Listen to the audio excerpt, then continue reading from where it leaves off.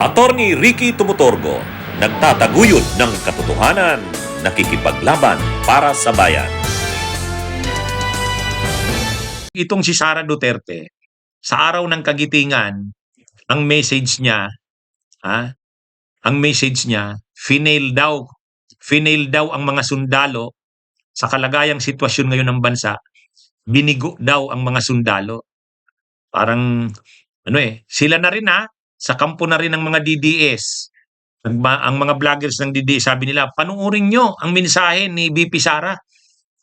Nananawagan siya sa mga sundalo na kumilos na daw kasi binigo daw sila ng administrasyong ito. Nangangamoy na naman yata ng destabilisasyon itong mga propaganda ng mga DDS. Talagang hindi matigil-tigil itong pagkakalat ng destabilisasyon itong mga DDS. Pag may mga ganitong statement si Sara, katulad niya, sabi ni Sara sa araw ng kagitingan, sa mga sundalo daw, finail daw sila, ang mga sundalo, sa kalagayan ngayon ng bansa, finail sila, ibig sabihin binigo.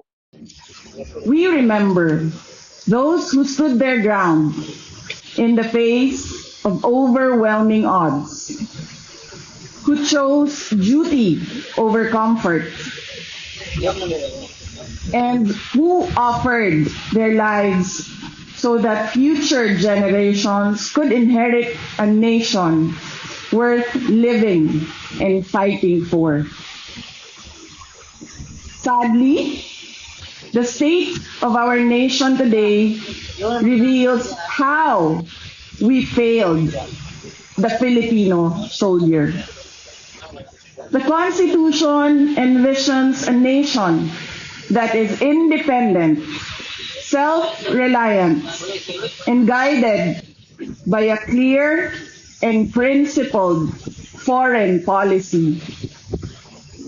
Yet, in the absence of a coherent and truly independent foreign policy framework, our soldiers are often left navigating conflicts shaped by external pressures rather than national interest. This erosion of strategic direction weakens not only our defense, but also the morale of the Filipino people. At the same time, we are witnessing the creeping return of insurgency in various parts of the country. This resurgence reflects deeper systemic failures, poverty, injustice, and unfulfilled promises. Soldiers are once again placed at the front lines of a conflict that cannot be solved by military force and bearing the burden of a struggle that demands political will and social reform. Equally concerning for us Mindanaons is the faltering of the Bangsamoro peace process. Justice, trust, and sustained commitments are absent. When agreements are not fully implemented, when communities feel abandoned, and the fragile foundations of peace break apart, it shall be our soldiers and the Moro youth who will pay the price. We must demand accountability from our leaders. We must insist on policies that uphold our sovereignty, protect our Constitution, and genuinely serve the Filipino people. We must ensure that our soldiers are not just celebrated in ceremonies, but supported in reality, with clear direction and a government that stands firmly behind them. Let us honor soldiers and law enforcement who died in war tasks, and those as recent as last week, not only with words, but with the courage to correct what is wrong, to speak the painful truth, and to rebuild a nation worthy of sacrifice. Siyempre naman, ano ba naman ang gusto natin sa bayan natin? Siyempre mapaganda, ah, mapaganda ang buhay, walang korapsyon. O kaya lang nangyayari talaga natin, grabe, korapsyon, liwat kanan. Pagkatapos ang krisis na ito, ano? Totoo naman, dala yan ng giyera sa Middle East, ng Iran. Pero dahil nga wala tayong dependent tayo sa langis, at dahil wala tayong mga subsidy sa industriya ng langis at oil deregulated pa tayo, deregulated pa ang pagpipresyo ng langis, ganito ang nararanasan natin. Totoo naman, mahirap ang buhay. Totoo naman, grabe ang korupsyon. Tama rin na ang mga sundalo ay maging aware sa ganitong nangyayari. Pero yung sabihin mo na parang mag-udyo ka na mag-alsa ang mga sundalo, yung kasi yung ini-insinuate ng mga DDS vloggers, sa mga sundalo natin, narinig nyo ang ating pangalawang pangulo. Nananawagan siya na kumilos na kayo. Breaking news, BP Sara nanawagan na sa mga sundalo. Naku po, patay tayo dyan. Mga banateros, ngayong araw ng kagitingan, hindi lang basta simpleng pagbibigay pugay sa ating mga kasundaluhan. Ha? Pero iba po ang mensahe ni BP Sara Duterte. May napansin ba kayo? Parang may ibang tono. Parang may pinapahiwatig. At ang mas matindi, tila may diretsang panawagan sa ating mga sundalo. Tanong, normal lang ba ito na magbigay ng mensahe si BP Sara Duterte? Naku, hindi ho. O may mas malalim na mensahe na hindi agad nakikita ng mga ordinaryong Pilipino. At kung ikaw isang sundalo, paano mo ito iintindihin? Kasi sa bawat salita, meron simpleng mensahe dyan.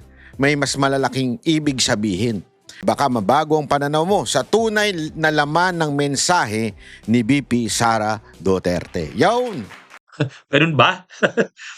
Ha? Nang-uudyok yata yan ng sedisyon, pag-aalsa.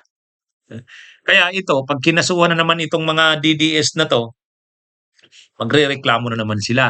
Bakit daw sila kinasuhan? Sa ganun pa lang na mga statement, talagang nag-uudyok ka ng pag-aalsa eh. Na? Si Sara Duterte, alam naman natin matagal niya nang inuudyukan niyang mga sundalo, kasundaluhan, kapulisan. Kaya lang hindi niya naman madadala yung mga sundalo at mga kapulisan eh. Ang ganda ng paliwanag niya ni dating Senador Sonny Trillanes. Bakit ayaw sumuporta ng mga sundalo at saka ng mga kapulisan kay Sara? Parang, okay, ayaw na ng tao sa patakbo ngayon ng gobyerno dahil sa korupsyon, kahirapan. Pero ayaw din nila kay Sara. Bakit? Ang unang dahilan, pro-China. Siyempre yung mga sundalo, mga pulis, ayaw nila na ang susunod na presidente o ang papalit na presidente, kung ayaw man nila kay Marcos, ay pro-China. Pro-China naman talaga itong sila Sara eh. Kaya, kumbaga, hindi talaga maiwasan na hindi sumuporta ang mga kasundaluhan at kapulisan sa anumang pagtatangka na sila'y udyukan na mag-alsa. Kasi nga, anong ipapalit mo? Okay, ayaw mo na sa kasalukuyang administrasyon. Sinong ipapalit mo? Si Sara? Bakit? Hindi ba yan korap? Di ba?